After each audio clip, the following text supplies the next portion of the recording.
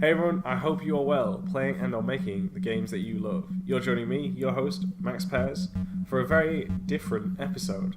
This is the first ever Q&A level design lobby, which is really exciting for a number of reasons. So without further ado, let's jump into it.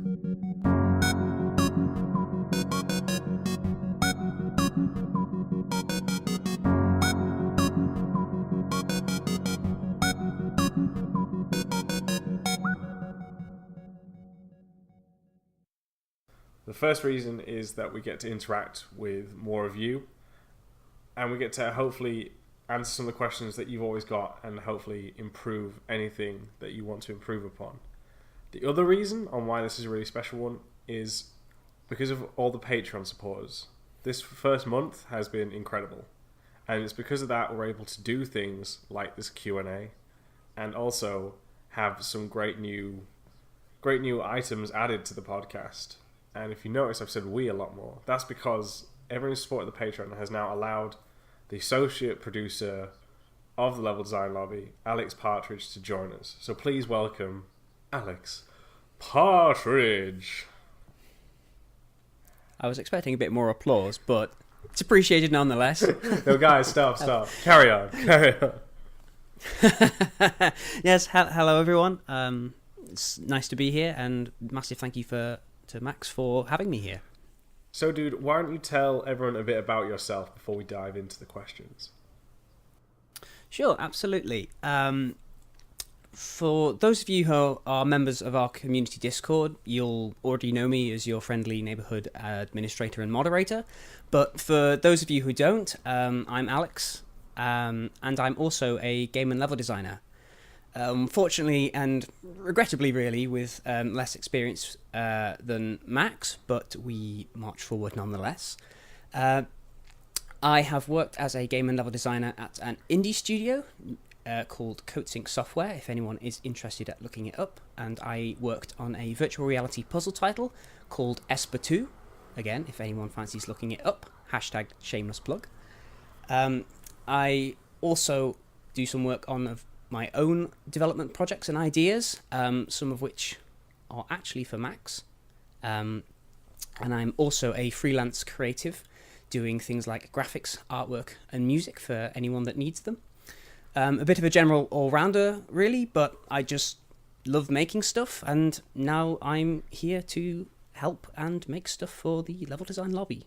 So here I am. Yeah, and we thank you, mate, because for those who haven't seen, Alex was the one who, for those who are watching on YouTube, he's the one who animated the Level Design Lobby logo. As I know a few of you had suggested this idea, and he's able to have done that, as well as the new banner that some of you may have seen as well. And he's currently working on some other cool things. We can't state what they are just yet, but because of everyone's support on Patreon, it's able to bring in Alex, and he, as I believe, and I hope you've all seen it as well, has improved the podcast, and together we're going to keep going and keep making this podcast better and better. No, absolutely. Since we've not really spoken yet about you and me, Max, why don't you tell the ladies and gentlemen of the audience how we know each other? Yeah, sure thing, mate. So Alex and myself first met at Teesside University, which is where we both attended. We were attending a game design course, and that's where we met as we did a group project together. The group project was called Journeyman. And ever since then, me and Alex have kept in contact. We've been friends for, I want to say, 6 to 7 years, something around that amount of time. Yeah, something like. And he's enjoyed every second of it, as you can hear in his voice. Oh, absolutely. Max is the best friend ever. What you don't realise is he's connected to a death trap right now, so if he'd given a wrong answer... It's like, please save my wife and kids. Tell them I love them. No, yeah, no, I joke. Me and Max are really good friends. We get along like a house on fire, and it's that friendship that I have to thank really for why I am here, because I wouldn't know Max and I wouldn't be able to get to do work for him otherwise. So again, here we are. Thank you, Max. No worries, dude. And so together, we're currently actually working on another project. We can't give too much away right now, but we will be... It's super secret. Super secret. That's it. But we will be revealing more on what we're working on together later at some point. But yeah, we get on very well creatively.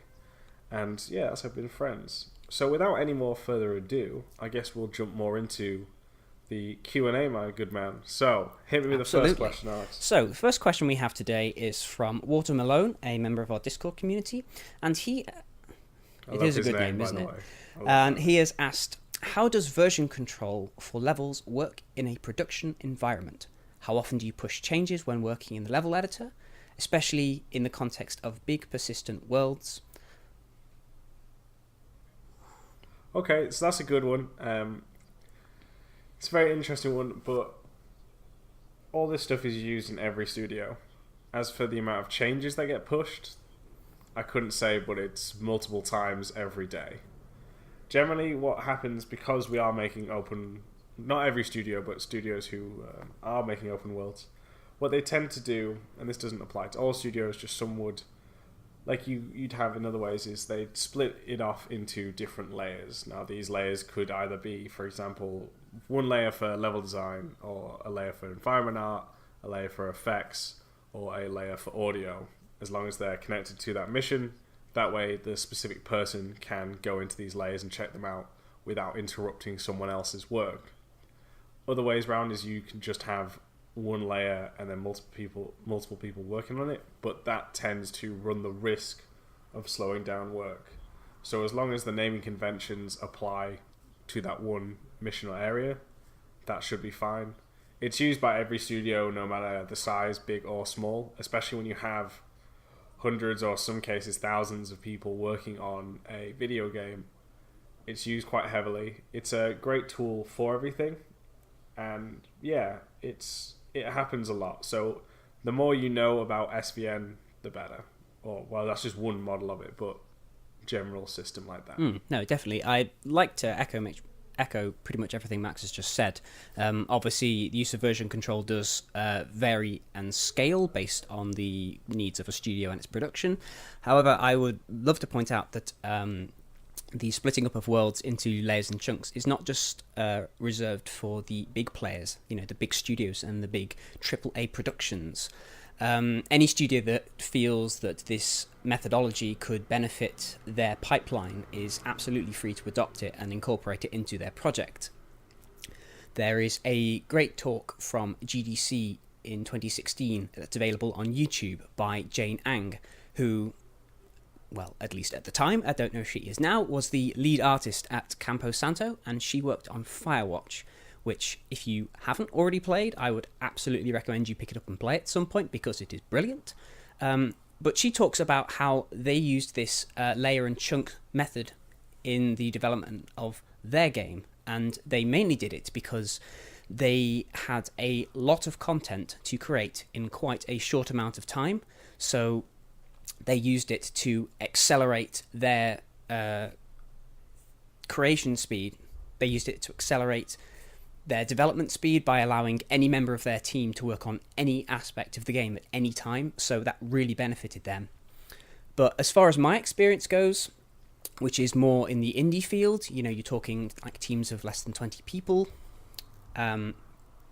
or even if you're an individual, you should definitely be using version control because the benefit, security and integrity it brings to your projects in terms of not only in terms of its fallback, not only in terms of the fallback it grants you, but also the fact that you'll be learning tools that you will be using every day in the industry. There's really very little downsides to it.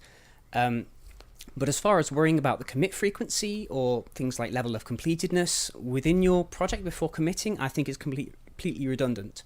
The project I worked on, Esper 2, had well over 5,000 revisions. It probably ended up closer to 6,000. I could not actually give you the exact number, but there is no right or wrong time to commit. Just, I would say, make sure that you finish your to-do list, your list of bug fixes or whatever modifications you're aiming to complete, and just ensure that the level is not in any sort of half-finished or broken state, and you would be absolutely fine. Awesome. Thank you very much for adding your point, because there's some really valid points on that one, Alex. Mate, that's much appreciated. Okay, so what is our next question? So our next question is, again, from Watermelon, and he has asked, why did you decide to get into sharing your knowledge? That's a good question. I think for me personally, there was a couple of reasons. The first one being, when I was in university, I didn't really know the difference between game and level design and what that entailed.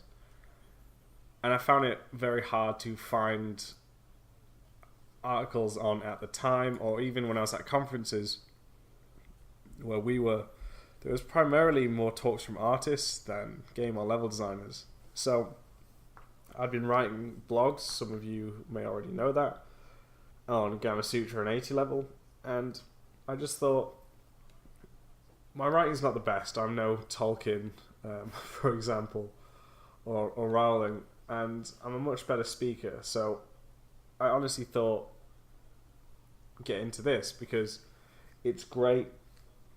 It's great to share this knowledge, and I want to help people and help guide them and provide something that at the time I didn't seem to have.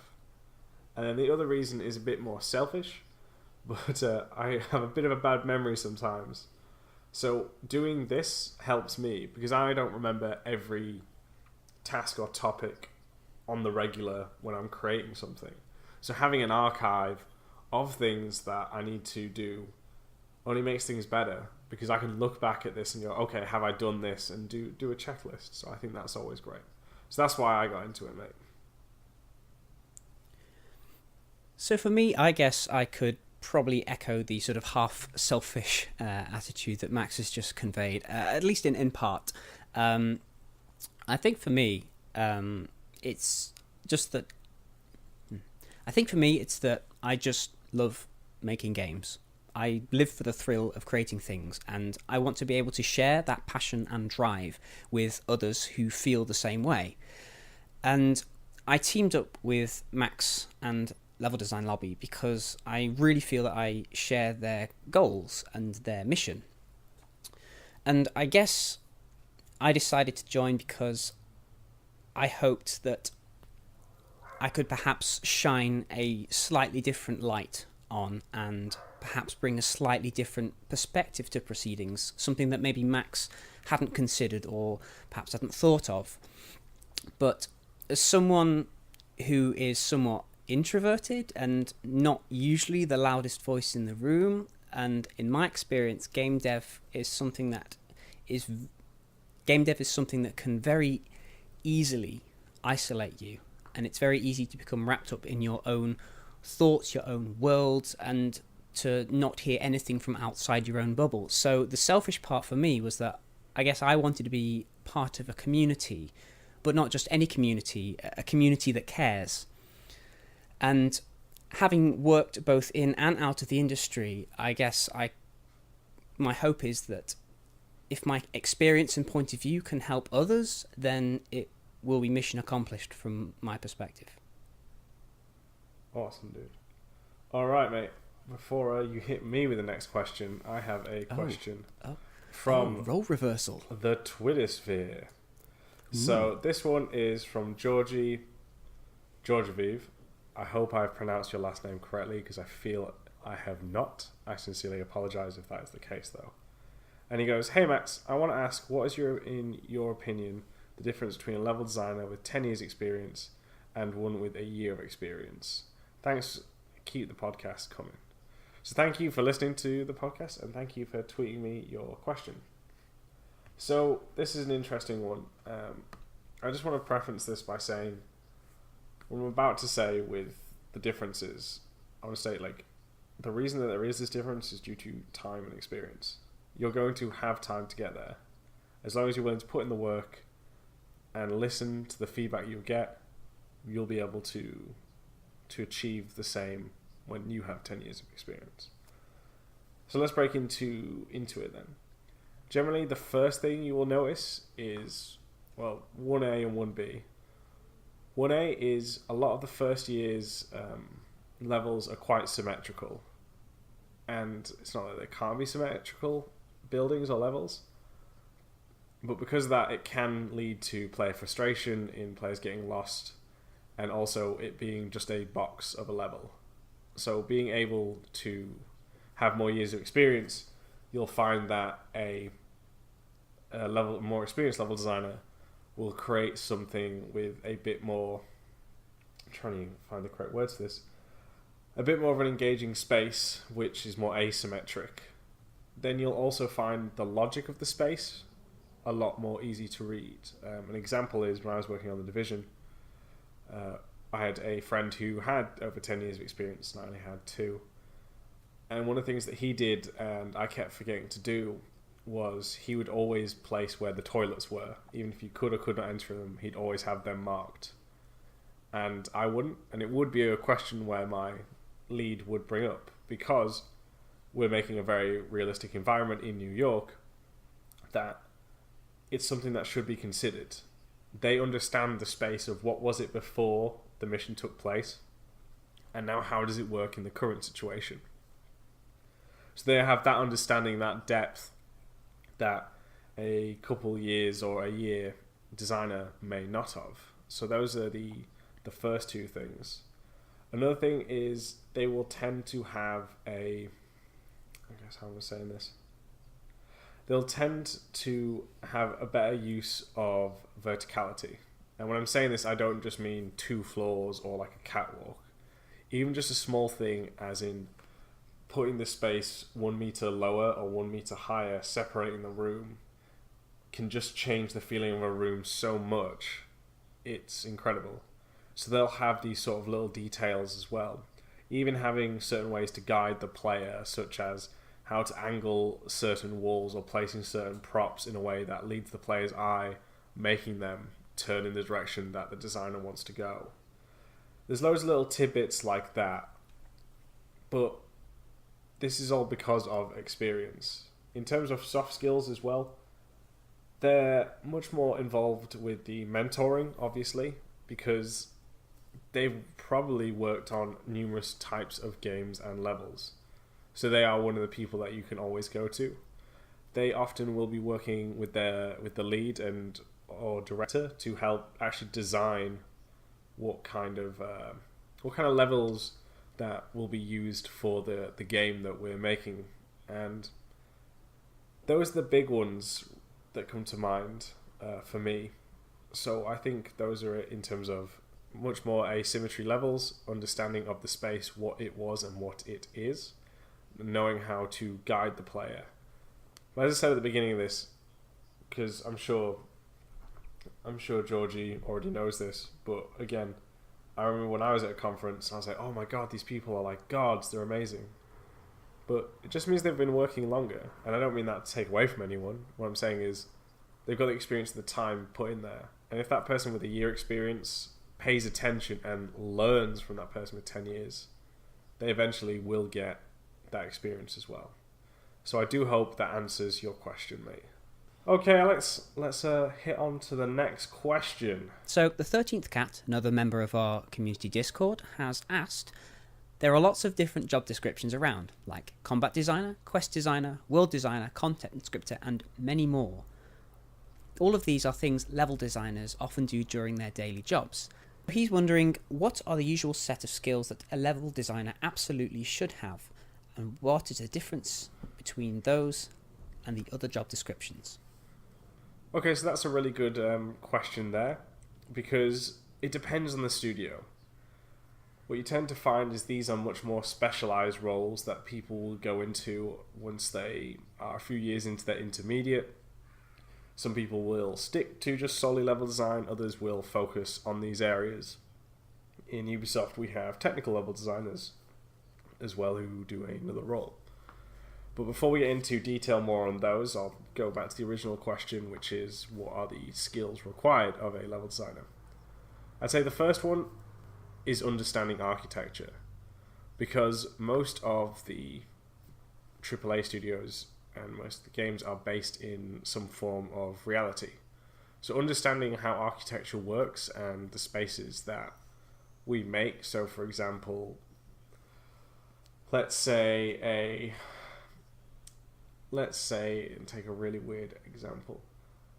it's going to be really weird to have a car park above an office, and then in the middle of the building is a car park and then an office on top. Now, there might be an example out there, but for most logic's sake, generally car parks are the lowest floors in a building. I know someone's going to go out to Google and prove me wrong, but generally it's that understanding of how space works. Then it's up to a level designer to actually know how to use an editor. You don't know how to use like 1,000 editors, even if you just know one, such as Unity or Unreal. As long as you know it to a standard where you can create what you're after, then that is often really good. Also knowing how to guide players, how to make them move through the space how you want them. These are more of the technical skills. Soft skills generally are communication. Because we are a discipline which is involved with many disciplines, I tend to find that we are one of the bridges for game development, so we'll be chatting to animation, environment art, concept art, VFX. So knowing how to communicate with all these people and to make sure everyone's on the same page is very, very important. Another one is to take feedback, because a level is only going to get better once you've had people playtest it. So don't be afraid to show your work on that one. So those are some of the skills that I recommend for level designers. And now going back to these much more specialized roles. So with these, what you'll find is they'll generally focus more on one area. So the technical designer will generally focus more on a scripting role, but not just the scripting, creating scripts and much better and easier ways and more efficient ways for the other level designers to script their work. A combat designer will tend to focus more on the combat scenarios, and I've heard of people who've come from professional players to become combat designers as well. So they don't just look at the space, they also look at how the guns feel as well. If you play, for example, a game by Bungie, their gunplay is one of the best in the industry. Just the sound, the kickback, everything feels amazing from there, and a lot of combat designers will focus on that as well. But generally what you'll find is there aren't, and I could be proven wrong here, but from my understanding, what I've seen in the industry thus far, is a lot of those specialized roles don't have junior positions. It tends to be a level designer, or maybe even a game designer, who has experience in the industry and wants to specialize more in a certain role, and that's how these roles come about. So I hope that answers your questions, mate. Hit me with your next shot. Some great singing right there, Alex. Don't be too afraid. I'm a multi-talented man, a renaissance man. I have that effect on no one. I'm just in awe. Okay, so next question comes from Braden Lee, another member of our community Discord, and they have asked, what is the extent of playtasting? That is not how you pronounce words, Alex.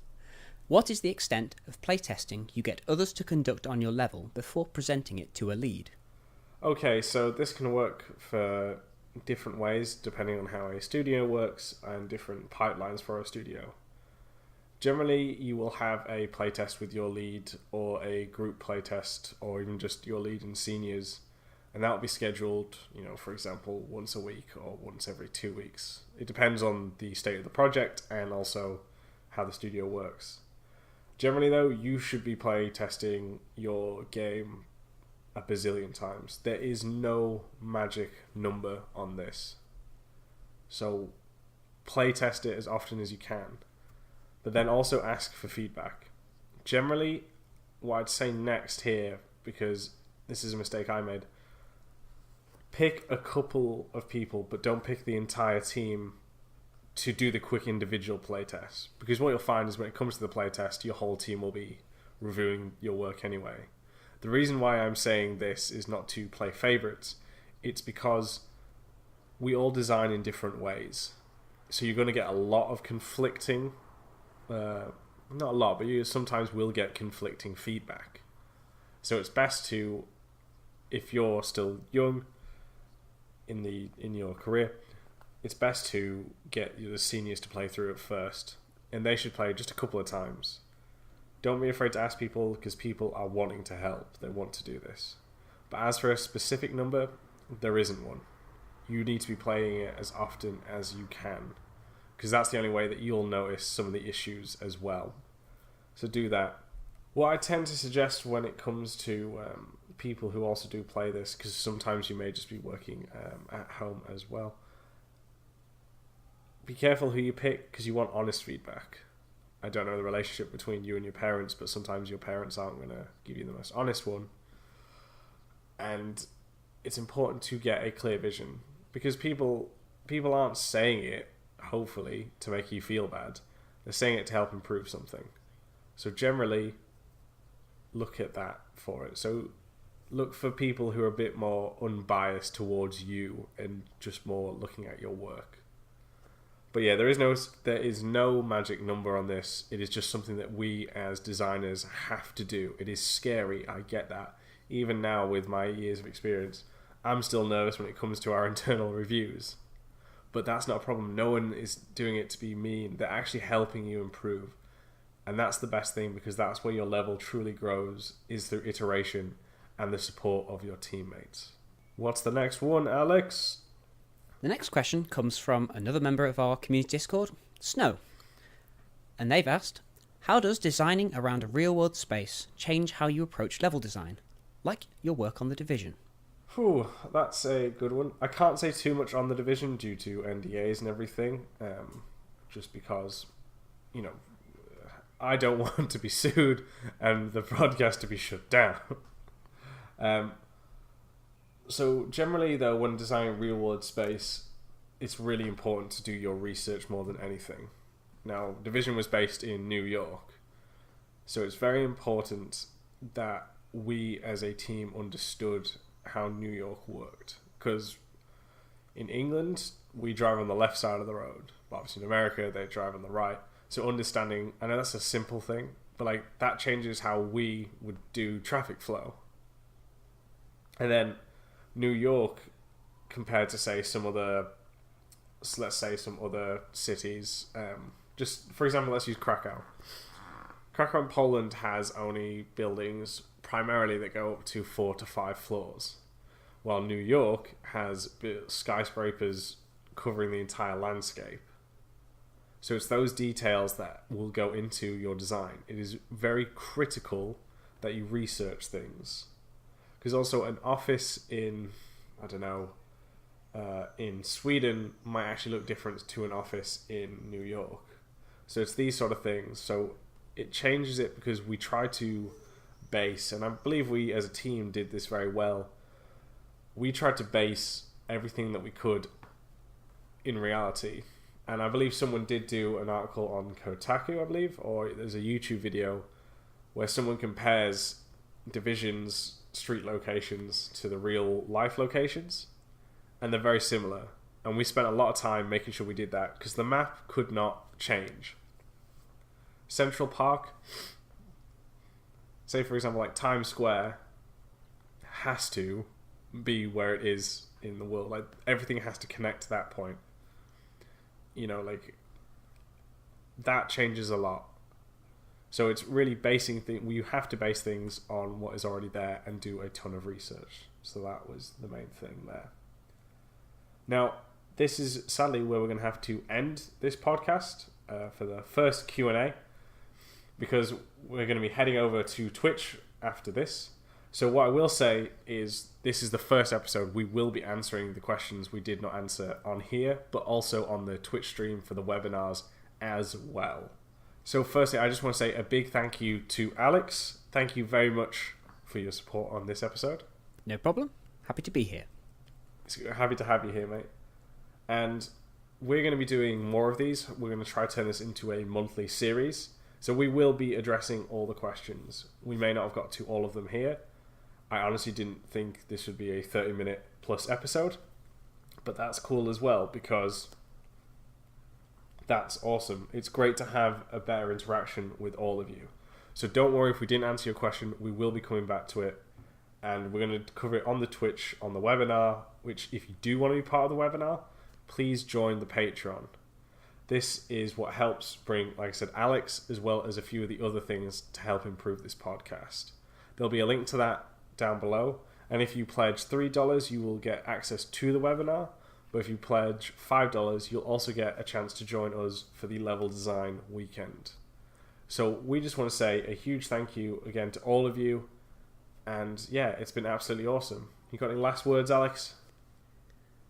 No, yeah, I'd just like to say, again, thank you very much for having me here. I hope you guys will be warm and accepting to me as a hopefully regular member of this podcast from now on. But until that time, if you need me or want to chat with me at all, you can find me on the Discord. You can find me on our community Discord. Just at or DM me any questions you may have, and I will happily answer them.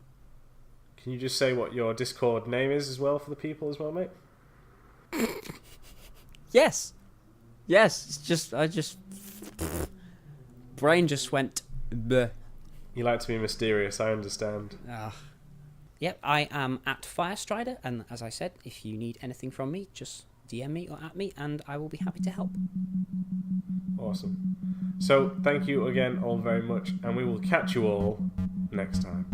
See ya! Bye!